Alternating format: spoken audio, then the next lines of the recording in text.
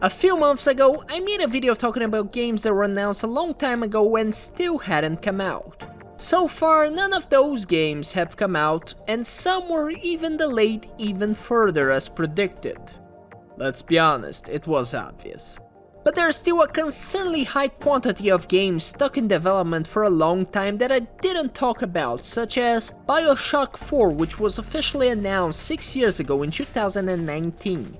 After Bioshock Infinite was released in 2013, the series director Ken Levine said that it would be the last game in the series made by Irrational Games. The series publisher 2K Games was interested in continuing Bioshock, and said in 2014 that they were handing the project to 2K Marin.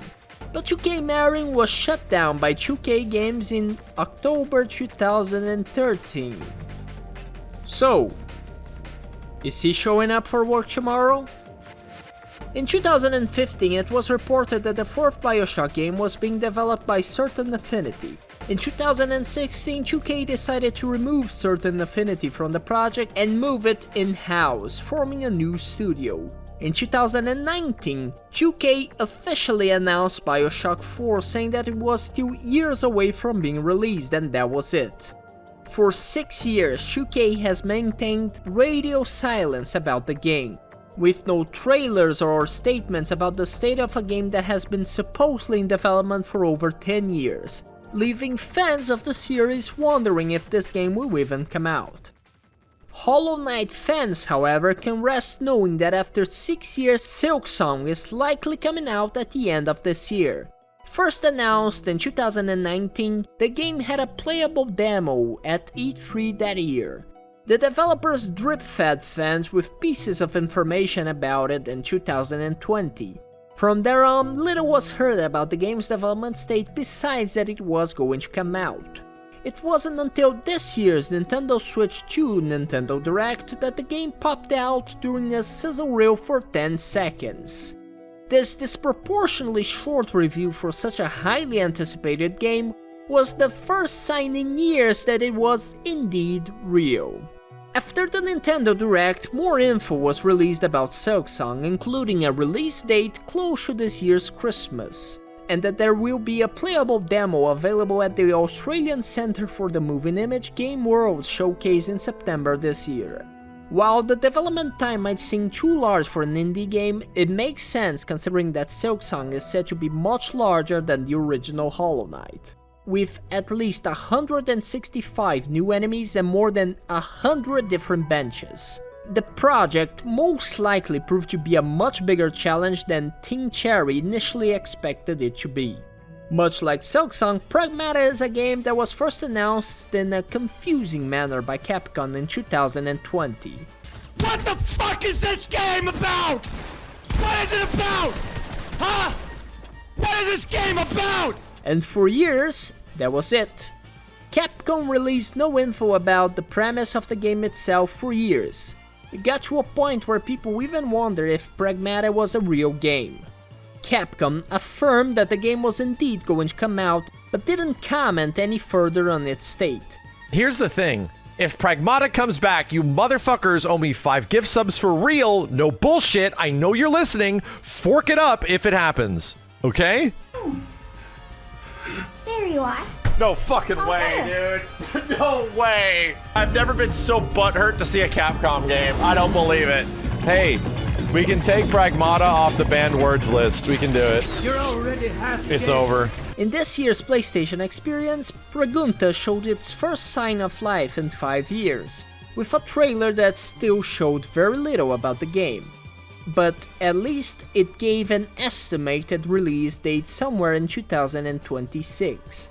Pragmata remains mostly a mystery, but at least now we know for sure that it is real. And having an estimated release date is more than what the Perfect Dark Reboot has to show. The first project by the Microsoft studio founded in 2018, The Initiative, Perfect Dark was announced in the Game Awards 2020 with a teaser trailer. After that, there was a gameplay trailer at the Xbox Game Showcase in 2024, and that was it. All that we know about this reboot is that it is still years away from being released. The game is 100% stuck in development hell, and it's a shame considering that the last game of the series was merely a remaster of the first Perfect Dark, released in 2010 for the Xbox 360. The last original installment of the series was Perfect Dark Zero, released in 2005 for the Xbox 360, which was considered by many to be disappointing, making it so the series has been on life support for over 20 years at this point. Another popular 90s shooter game series that has been gone for a while and announced a new installment with no release date inside is Turok. Turok Origins was announced at the 2024 Game Awards, and the only information about it is that it's being developed by Saber Interactive and it's going to be a third-person shooter available on PC, PlayStation 5 and Xbox Series XS. That's it. The series' last installment was a somewhat mediocre reboot released in 2008 for PC, Xbox 360 and PlayStation 3. A planned sequel was cancelled after Propaganda Games went through layoffs, and for 16 years that was it. No one heard anything from the series up until last year's Game Awards, and it looks like we won't be hearing much about it from Saber Interactive anytime soon. Much like Riot has chosen to go dark with info about its MMO. Announced back in 2020 with no official name, the release date of the Riot MMO remains a mystery, and it might stay that way for a very long time. Inspired by World of Warcraft, the MMO is expected to be a free-to-play game with PvP and PvE elements, allowing players to explore the whole world of Runeterra. What that means is that it's a massive project, and Riot might have severely underestimated its complexity. RPGs with large worlds are not easy to make. Add MMO elements to them, and you've got yourself one of the hardest genres of games to make. When the project was announced, World of Warcraft was going through a crisis with Shadowlands.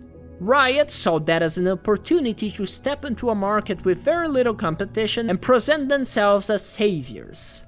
However, the reason why there aren't a lot of MMOs thriving is that the games are hard to make and extremely expensive. For all the time and resources that you have to allocate to make them, game studios can just spend that time and money developing at least 3 different games instead. World of Warcraft's development cycle is a good example of this. The game was in the works since 1999, only to come out in 2004, and that was a considerably short development time for an MMO. Riot put themselves into a predicament, where they are now 5 years into the development of their MMO, with multiple project reboots, developers and directors leaving the company, and no playable state in sight. With Riot Tryndamere saying that the game wouldn't be in its early development stages up until at least 2028. And Riot are no strangers to having insanely delayed games under their wing.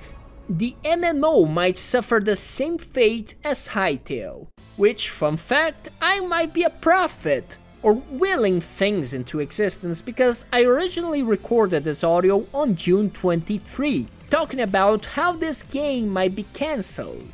And literally 1 hour after I finish recording this audio, the game gets cancelled. So thank you Hypixel Studios for forcing me to rewrite and re-record this segment about this game. Hytale was a sandbox game that started being developed in 2015 by developers from the Hypixel Minecraft server. Riot Games funded the project and later bought Hypixel Studios in 2020. The game promised to be Minecraft on steroids, featuring the procedural world generation, block-based construction, crafting, RPG elements such as boss encounters and dungeons, custom asset creation tools for players, custom game modes, minigames, official and community servers, and so on. To be real, the writing was on the wall. Over-promising is never a good sign in the game industry. The game was never made playable in any state. Players just received sporadic dev updates, but that was it.